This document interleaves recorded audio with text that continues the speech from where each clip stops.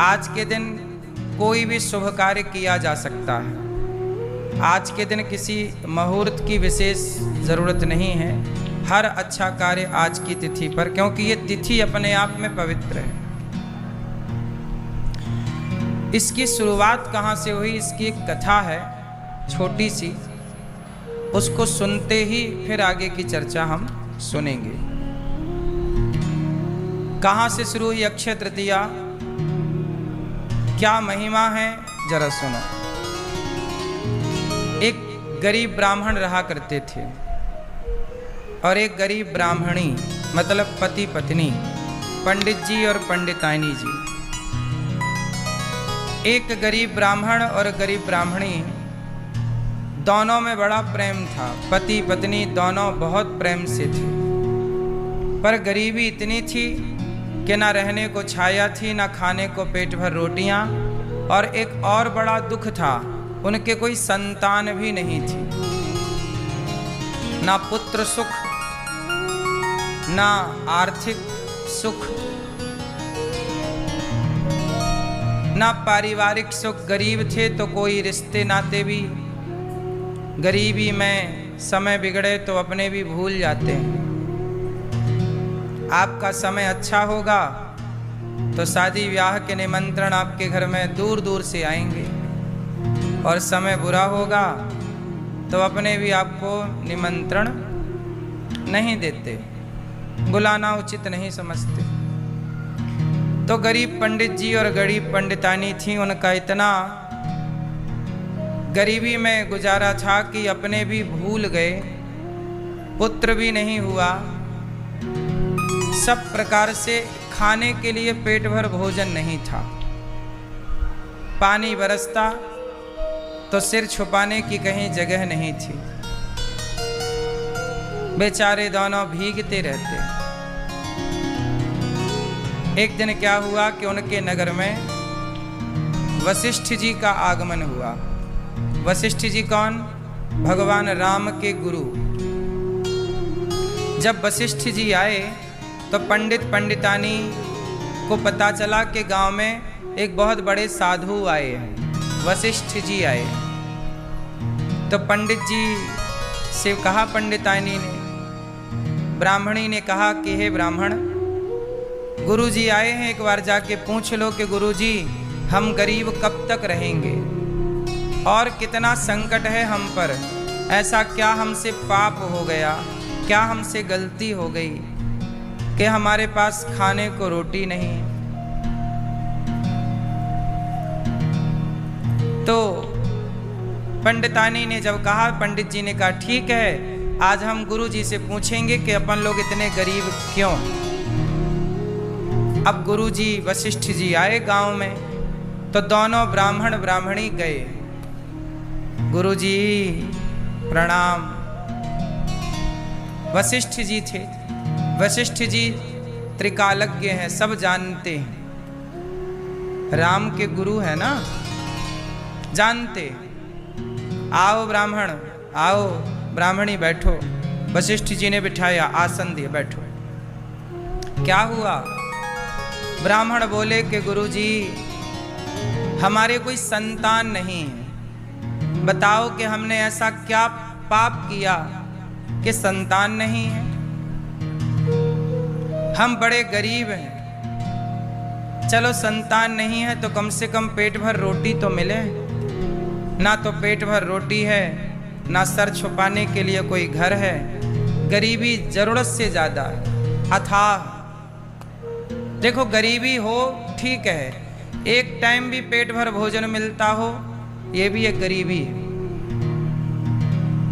दोनों टाइम आप पेट भर के खाएं, पर और कोई व्यवस्थाएं ना हो, पेट भरा हो तो भी गुजारा है।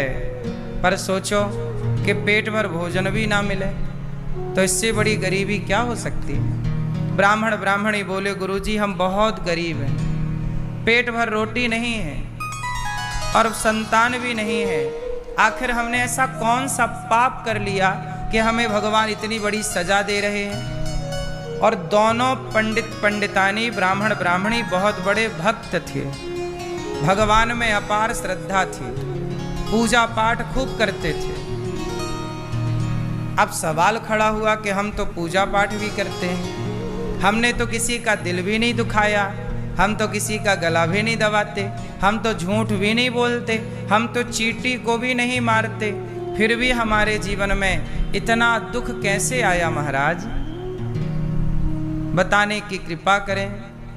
तब वशिष्ठ जी बोले, हे ब्राह्मण, हे ब्राह्मणी, आप लोगों ने इस जन्म में कोई पाप नहीं किया, आप लोग इस जन्म में तो जन्म से ही पुण्यात्मा हो, पर ये जो आपको मिल रहा है ये आपके पिछले जन्म का ही फल प्राप्त हो रहा है। महाराज, क्या पाप किया हमने पिछले जन्म में? तब वशिष्ठ जी ने कहा कि तुम दोनों पति पत्नी पिछले जन्म में बहुत धनवान व्यक्ति थे, आप पिछले जन्म में वैश्य परिवार में थे। कौन थे? वैश्य, बनिया, और आप दोनों बहुत धनवान थे।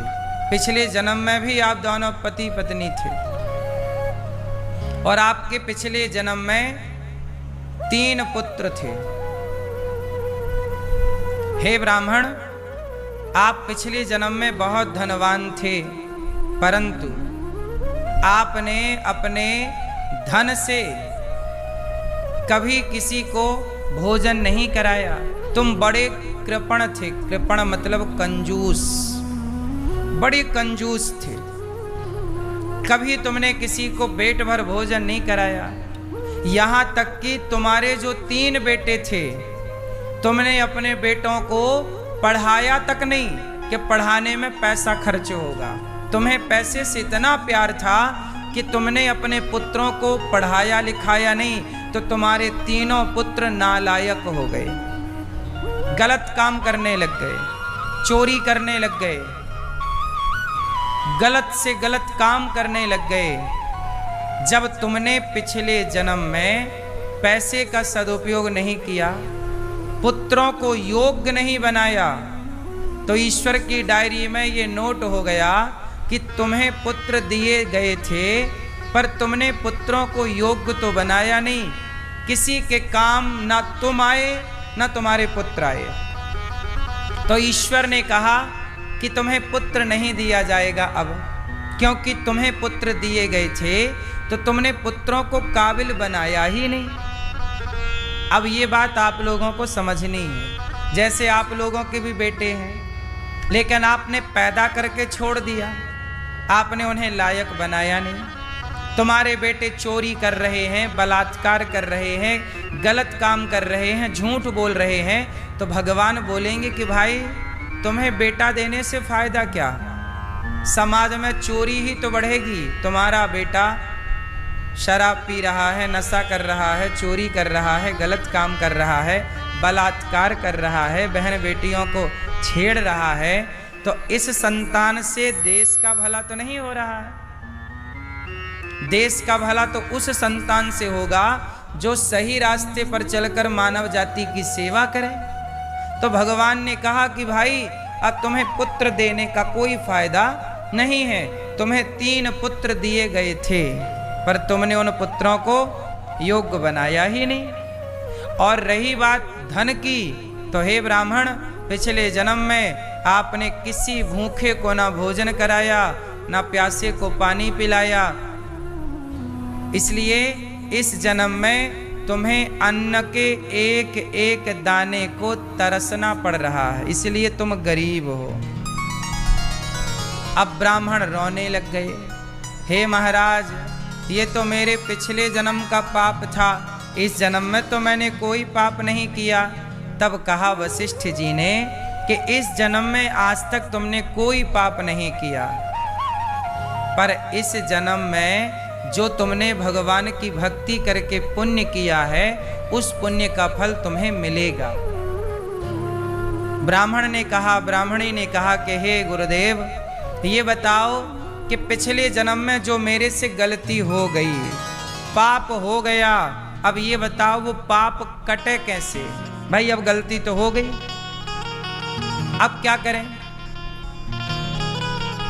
अब बताओ क्या करें। तब वशिष्ठ मुनि ने कहा कि अक्षय तृतीया आ रही है। हे ब्राह्मण, हे ब्राह्मणी, इस अक्षय तृतीया में तुम किसी भूखे को भोजन कराना, किसी प्यासे को पानी पिलाना, और तुम ब्राह्मण पढ़े लिखे विद्वान हो तो किसी बच्चे को पढ़ाना लिखाना, उसे योग्य बनाना। इस अक्षय तृतीया को तुम किसी प्रकार का पुण्य करना, वह पुण्य अक्षय हो करके वह पिछले जन्म के तुम्हारे सारे पापों को काट देगा। इसलिए साल में एक बार जो अक्षय तृतीया आती है, यह अक्षय तृतीया क्या है कि पिछले जन्म में हमसे कोई पाप हो गया हो, इस जन्म में तो ठीक है, पिछले जन्म में भी कोई पाप हुआ हो, और अक्षय तृतीया के दिन यदि आपने कोई पुण्य का काम किया है तो उस पुण्य से वह पाप कट जाएगा, बीता हुआ पाप, किया हुआ पाप। इसलिए कहता हूं कि इस अक्षय तृतीया के पावन पर्व पर मुख्य रूप से किसी भूखे को भोजन कराना, किसी के लिए छाया का दान करना, यही मुख्य पुण्य के कार्य हैं। ये सब कथा सुनाने पर ब्राह्मण ने अक्षय तृतीया के दिन उन्होंने जो भोजन अपने लिए रखा था, उन्होंने स्वयं न खाकर किसी और भूखे को भोजन कराया। उनके पास दान करने के लिए भी ज़्यादा कुछ नहीं था, लेकिन उनकी थाली पर कुछ रोटियां तो थी ही। वो भीख मांग कर ले आते थे, ब्राह्मण थे, भिक्षा मांगते, जो मिल जाता। तो आज उन्होंने भोजन तैयार किया ब्राह्मणी ने। तो जब उन्होंने भोजन बनाया तो उन्होंने स्वयं ने नहीं खाया, आज अक्षय तृतीया है, किसी को खिलाऊं। तो उन्होंने द्वार पर किसी को ढूंढा तो कोई द्वार पर मिला नहीं। सुबह से दोपहर हो गई, शाम हो गई। ब्राह्मण ने सोचा कि आज बिना किसी को भोजन कराए मैं भोजन नहीं करूंगा। हे प्रभु, मेरे से कोई पाप हुआ हो तो क्षमा करें और कृपा करें। हे प्रभु, मेरे द्वार पर कोई अतिथि को भेज दें। देखिए, आपके द्वार पर कोई अतिथि आए, ये भी ईश्वर की कृपा है। आपके द्वार पर कोई भी अतिथि नहीं आता, मतलब ईश्वर आपसे प्रसन्न नहीं है। और आपके द्वार पर अतिथि आते हैं, मतलब ईश्वर आपसे बड़े प्रसन्न हैं। अतिथि आना और आपके द्वारा उनकी सेवा करना, क्या भक्ति क्या है? भक्ति क्या है? अरे, हम आपकी सेवा करें, हम आपको संतुष्ट करें, यही ना भक्ति है। भगवान कहाँ ढूंढते हो?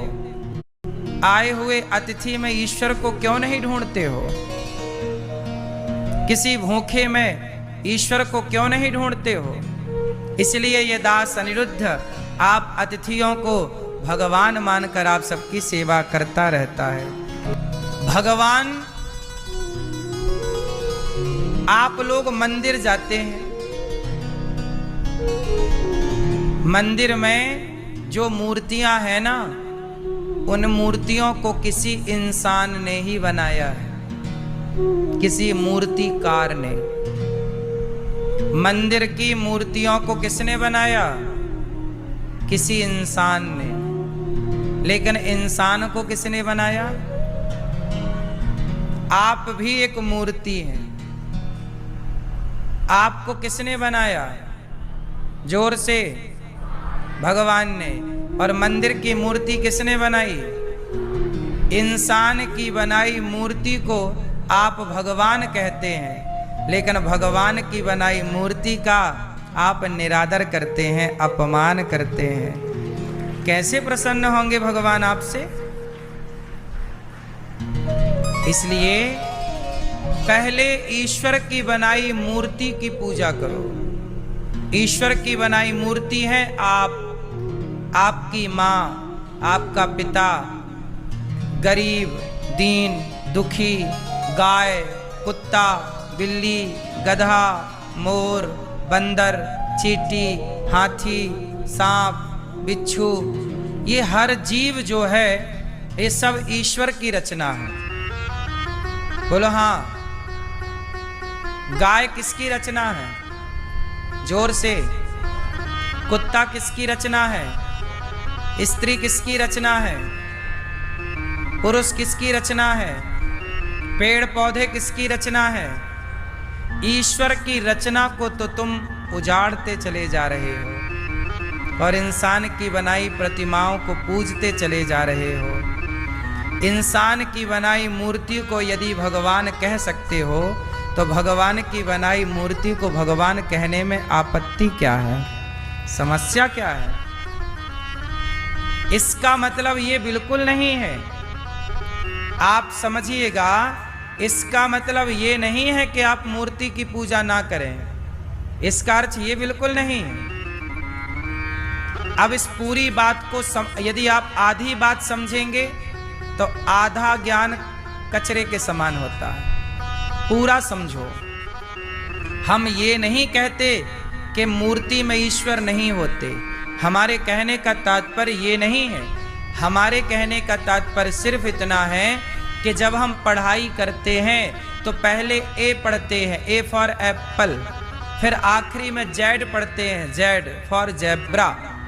पहले पढ़ते हैं आ इ उ ऊ ए ऐ ओ औ अम अहा का खा गा घा।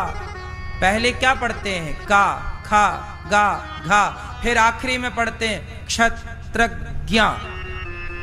तो ज्ञा शब्द जो है ज्ञानी का, वो कहाँ पढ़ते हैं? आखिरी में। का खा गा घा कहाँ पढ़ते हैं? पहले। तो पहले क्या आएगा? का खा गा घा, ABCD। तो पहले क्या आएगा? पहले आएगा ईश्वर की रचना। जब ईश्वर की बनाई रचना को आप भगवान के रूप में देखने लग गए। अच्छा ये बताओ पेड़ किसने बनाया? कुत्ता किसने बनाया? जोर से। माँ बाप किसने बनाए? पत्थर किसने बनाया? पत्थर भी ईश्वर की रचना है। यदि ईश्वर माता पिता में है तो एक काम करो भैया, पहले ना अपनी माता में भगवान को देखो। का खा गा घा पढ़ लो। पहले माता को भगवान के रूप में देखो, फिर पिता को भगवान के रूप में देखो, फिर अतिथि को भगवान के रूप में देखो, फिर गुरु को भगवान के रूप में देखो। फिर क्या होगा? जब चेतन वस्तु में ईश्वर दिखने लग जाएंगे तो पत्थर होता है जड़। पत्थर क्या है? जड़। जब माता पिता में भगवान दिखने लग जाएंगे तो जिसे माता पिता में ईश्वर दिख गए उसे पत्थर में भी ईश्वर दिख जाएंगे। पत्थर में ईश्वर को देखना ये आखिरी पढ़ाई है। माता पिता में परमात्मा को देखना ये पहली पढ़ाई है। प्रहलाद जी ने खंबे में ईश्वर को देखा कि नहीं? बताओ। प्रहलाद जी ने खंबा पत्थर का था, पत्थर के खंबे पे किसे देखा? ईश्वर को। इसका मतलब ये है कि हम पत्थर के भगवान की पूजा करें पर वो आखिरी में। पहले हम दीन दुखी में ईश्वर को देखें, पहले किसी भूखे को रोटी दें, प्यासे को पानी दें। ये सब करते करते हमारी दृष्टि ऐसी हो कि हम पत्थर को भी देखें तो उस पत्थर में भी हमें अपना परमात्मा नजर आए, मूर्ति में भी ईश्वर का दर्शन हो। बात समझ में आई कि नहीं? इसका मतलब ये हुआ कि आज हम, अब कबीरदास जी ने क्या कहा? कबीरदास जी ने एक दोहा गाया है, आप उसका अर्थ बताओ।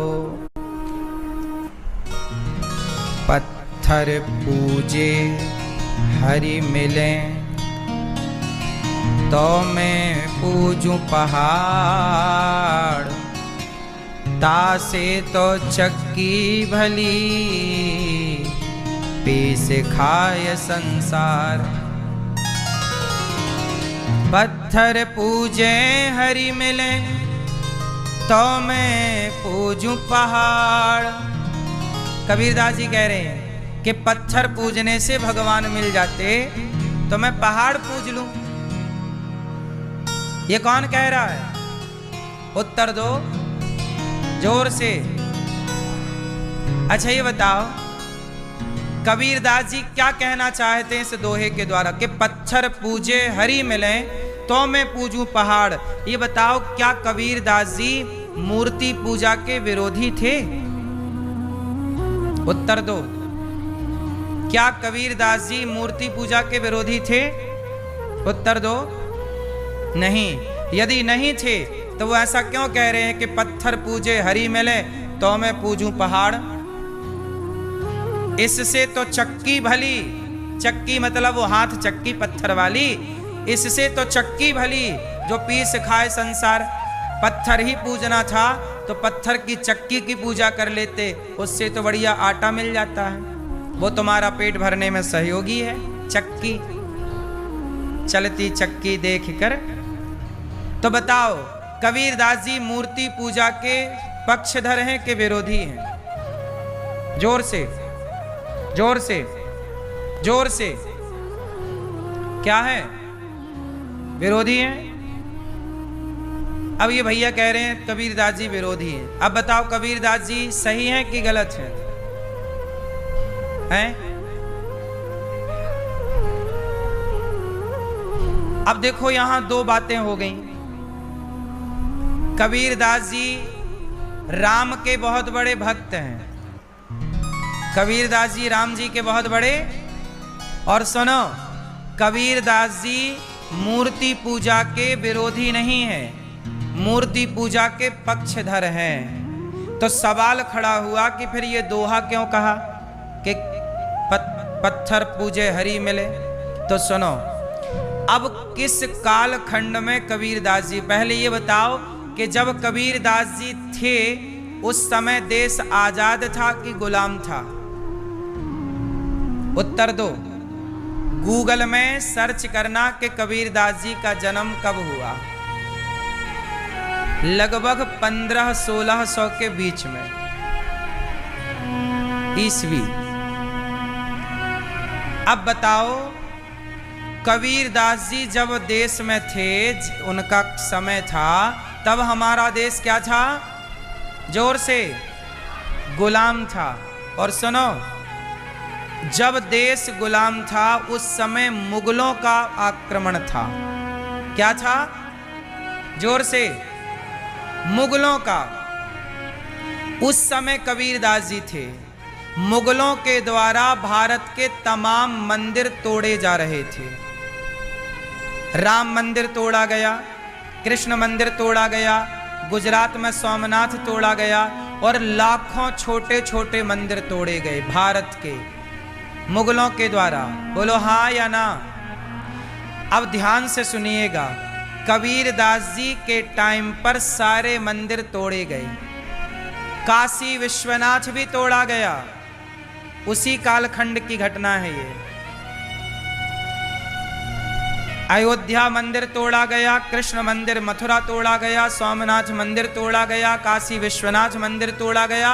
ये बड़े बड़े मंदिर थे और छोटे मंदिर तो लाखों की संख्या में तोड़े गए। उस समय कबीरदास जी के पास लोग रोते रोते आते, हे कबीर, कबीर दास जी देखो हमारा मंदिर तोड़ दिया, अब देखो क्या पूजा करें, कैसे पूजा करें, कहाँ जाएं?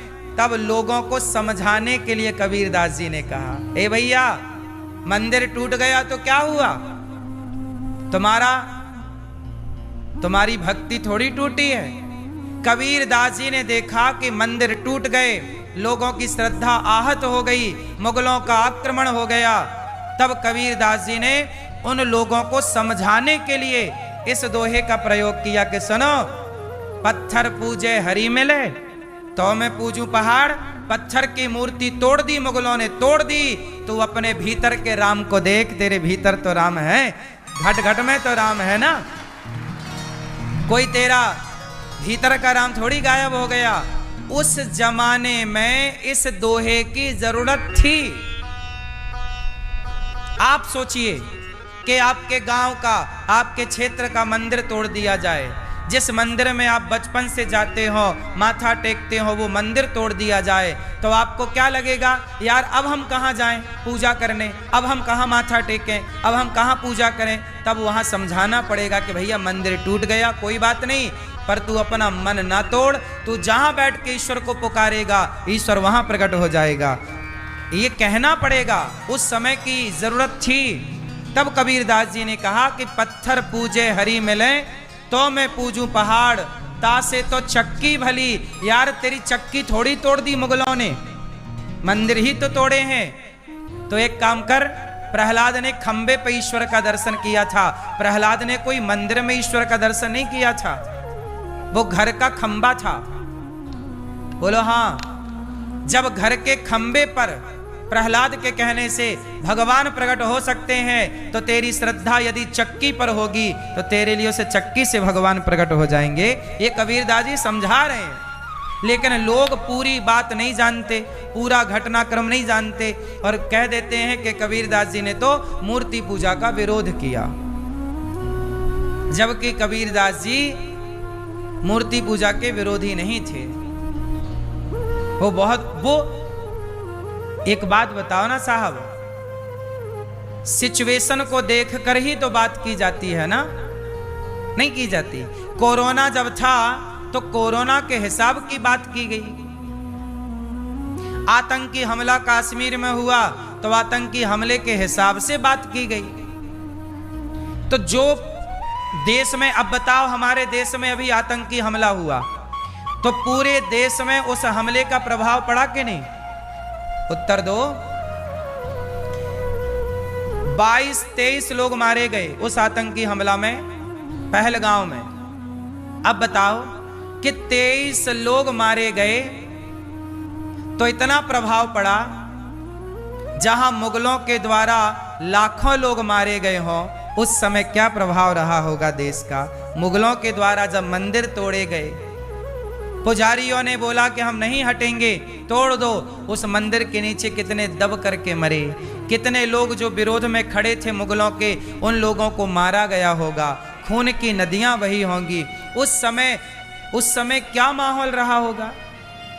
फिर लोग नास्तिक हो रहे होंगे कि भगवान है तो बचा क्यों नहीं रहे हैं, भगवान है तो मंदिर क्यों तोड़े जा रहे हैं, ये सवाल तब खड़ा रहा होगा।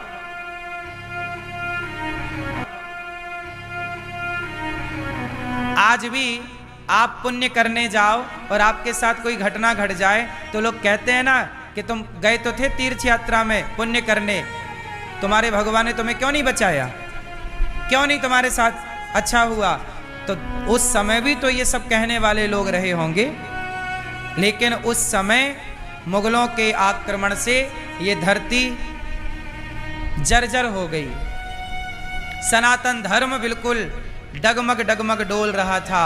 उस समय कबीरदास जी जैसे लोगों ने सनातन धर्म को बचाया और कहा कि देखो, अधर्म जब बढ़ता है, रावण का भी अधर्म बढ़ा था, रावण ने भी बड़े साधु संतों को मारा था, लेकिन याद रखना कि अधर्म बढ़ता तो है, लेकिन समूल अधर्म का नाश भी टाइम आने पर होता है। तो देखो, राम मंदिर तोड़ा गया था कभी, तो समय आने पर राम मंदिर बना। ये चलता रहता है प्रकृति का, कभी अधर्म हावी होता है तो कभी धर्म हावी होता है। कौरवों का धर्म हावी हो गया, फिर कौरवों पर धर्म हावी हो गया, फिर रावण का धर्म हावी हुआ, फिर रावण पर राम का धर्म हावी हो गया। यही धर्म अधर्म, धर्म अधर्म, धर्म अधर्म, यही प्रकृति का नियम है। कभी अधर्म हावी होता है तो कभी धर्म हावी, लेकिन कभी अच्छे पुरुषों को घबराना नहीं चाहिए। अच्छे समझदार लोग समझते हैं कि ये प्रकृति का नियम है।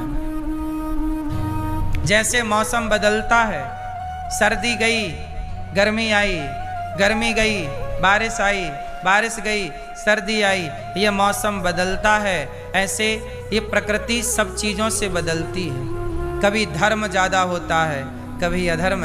राम थे, राम जब त्रेता में राम राजा हैं तब धर्म ज्यादा था, कलयुग आया तो अधर्म ज्यादा है। भाई ये तो युग का प्रभाव है ना साहब, ये युग ही अधर्म का है। ये कौन सा युग है? कलयुग है, सतयुग धर्म का युग है, त्रेता धर्म का युग है, द्वापर धर्म का युग है, पर कलयुग अधर्म का युग है। ये युग ही अधर्म का है। इसलिए हम दोष किसी को नहीं देते। किसी युग में इतना पाप नहीं हुआ जितना पाप आज देखने को मिल रहा है। रावण की लंका थी, रावण बड़ा पापी था, बोलो हाँ, लेकिन रावण की लंका में भी गौ हत्या नहीं होती थी।